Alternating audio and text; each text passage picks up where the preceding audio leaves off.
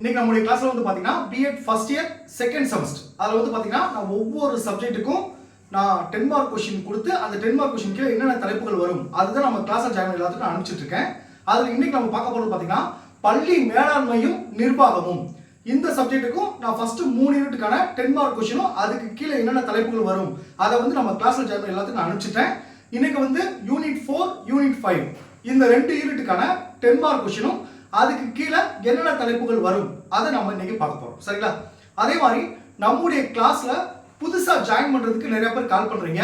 நம்முடைய கிளாஸ்ல நீங்க எப்படி ஜாயின் பண்ணணும்னா என்னுடைய மொபைல் நம்பர் 9159084262 இந்த நம்பருக்கு நீங்க கால் பண்ணுங்க.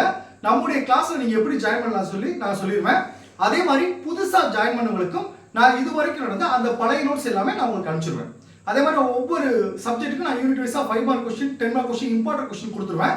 இந்த இம்பார்ட்டன்ட் கொஸ்டின் வந்து பாத்தீங்கன்னா உங்களுக்கு எக்ஸாமுக்கு ரொம்ப உதவியா இருக்கும். ஸோ ஜாயின் பண்ண விருப்பப்படுறவங்க என்னுடைய மொபைல் நம்பருக்கு கால் பண்ணி டீட்டெயிலா கேட்டு அதுக்கு நம்ம கிளாஸ்ல ஜாயின் பண்ணிக்கலாம்.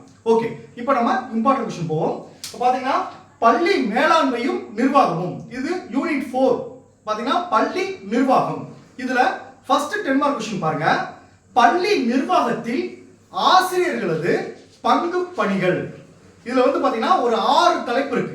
ஒன்னு பாருங்க, கண்காணிப்பாளராக, 2 மேற்பார்வையிடுவராக, 3 திட்டமிடுபவராக, 4 கட்டுப்படுத்துபவராக, 5 ஆசிரியரின் பொறுப்புகள், 6 ஆசிரியரின் கடமைகள். இந்த ஆசிரியர் கடமைகளுக்கு கீழே மாணவர்கள் பால் ஆசிரியருக்குள்ள கடமைகள், 2 பாருங்க தான் சார்ந்திருக்கும் கல்வி நிறுவனம் தொடர்பான ஆசிரியரது கடமைகள், 3 பாருங்க சமூகத்தின் பால் ஆசிரியருக்குள்ள கடமைகள்.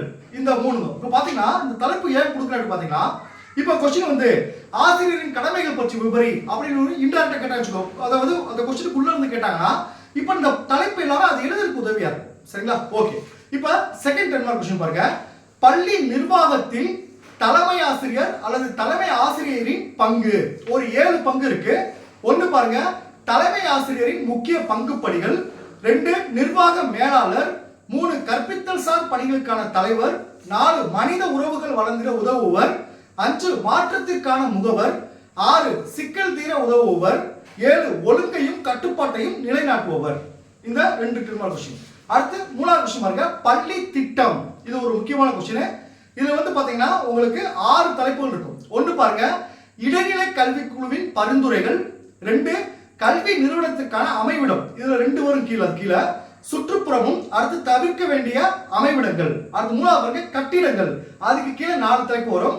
ஒன்னு பாருங்க நிர்வாக கட்டிடம், 2 ஆய்வகம், 3 பள்ளி தலைமை ஆசிரியர் அல்லது முதல்வர் அறை, 4 கணினி கட்டிடம். அடுத்து 4வது பாருங்க கோத்தாரி கல்வி குழுவின் பரிந்துரைகள். அடுத்து 5 பாருங்க ஆசிரியர் அறைகள், 6 வகுப்பறைகள். இந்த 6 தலைப்புகள் வரும். சரிங்களா? அடுத்து 7வது தலைப்பு பாருங்க, மொத்தம் 13 தலைப்பு இருக்கு.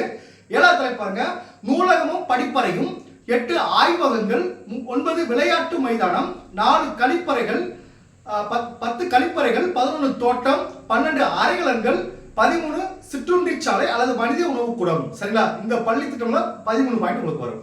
அடுத்து 4th கொஸ்டின் பாருங்க, கல்வியில் ஜனநாயக நிர்வாகம். இதுக்கு கீழே முதல் தலைப்பு பாருங்க, ஜனநாயக நிர்வாகம் என்பதன் பொருள். 2 பாருங்க ஜனநாயக நிர்வாகத்தின் கோட்பாடுகள். அதுக்கு கீழே பாருங்க, 1 சிறந்த தத்துவம், 2 சுதந்திரம், 3 மாணவர் மயமானது, 4 நெகிழ்வுத்தன்மை.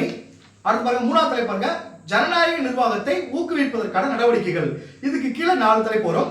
1 பாருங்க ஆசிரியர் சங்கம், 2 மாணவர் சுயாட்சி, 3 பெற்றோர்களை ஈடுபடுத்துதல், 4 சமூக சேவை. இதுதான் உங்களுக்கு 3rd யூனிட்டுக்கான 4th யூனிட்டுக்கான இம்பார்ட்டன்ட் கொஸ்டின்.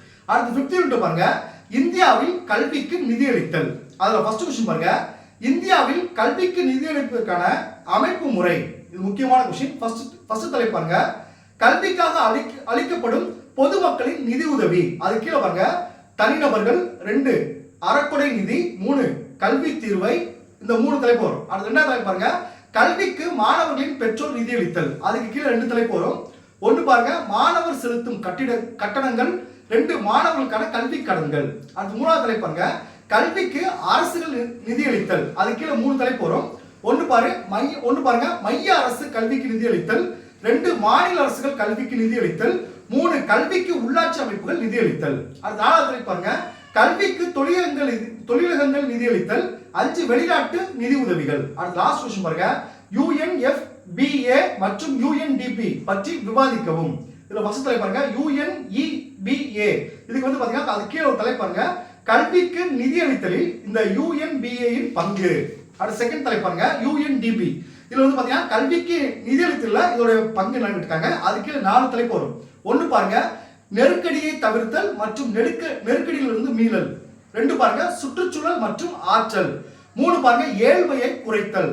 4 பாலியல் நோய்களை கட்டுப்படுத்துதல். இந்த 4 வரும். சரிங்களா? அடுத்து 3வது விஷயம் பாருங்க, கல்விக்கு நிதியளிப்பதில் மைய அரசின் பங்கு. இதுல 2 தலைப்பு தான் இருக்கு. ஒன்று பாருங்க, மத்திய அரசு மாநில அரசுகளுக்கு நிதியுதவி அளிக்கும் 3 வழிகள்.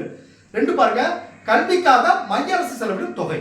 இந்த கொஸ்டின் தான் வரும். Okay, thank you students. நம்ம அடுத்த கிளாஸ்ல பார்ப்போம்.